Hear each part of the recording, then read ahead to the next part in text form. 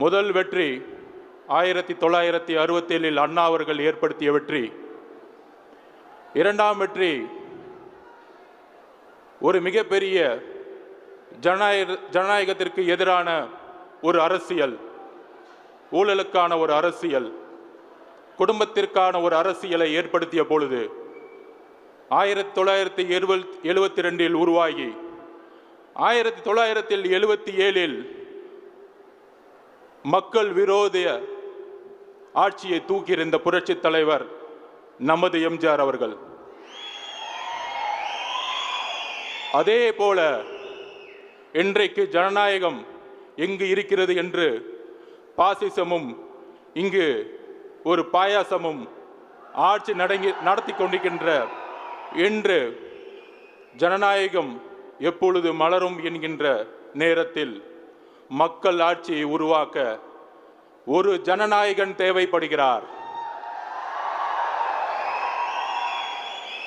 அந்த ஜனநாயகன் நமது வெற்றி தலைவர் வழியில் 2024 மக்களாட்சியை ஏற்படுத்தக்கூடிய ஒரு நாளாக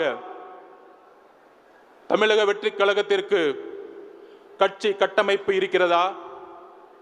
இளைஞர்கள் கூட்டத்தை வைத்து இவர்கள் எப்படி வெற்றி பெறப் போகிறார்கள் என்கின்ற நகைப்புடன் நம்மளை பார்த்து சிரிப்புடன் இருப்பவர்களுக்கு தெரியாது.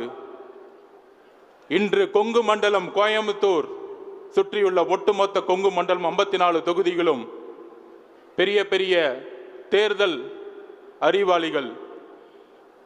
இந்த தொகுதிகள் தேசிய கட்சிக்கு சொந்தமானது, இந்த கட்சி ஆளும் கட்சிக்கு சொந்தமானது, இந்த கட்சி எதிர்கட்சிகளுக்கு சொந்தமானது என்று கூறிக்கொண்டிருந்த நேரத்தில் ஒரு புயல் இன்று கோயம்புத்தூரில் இறங்கிய பொழுது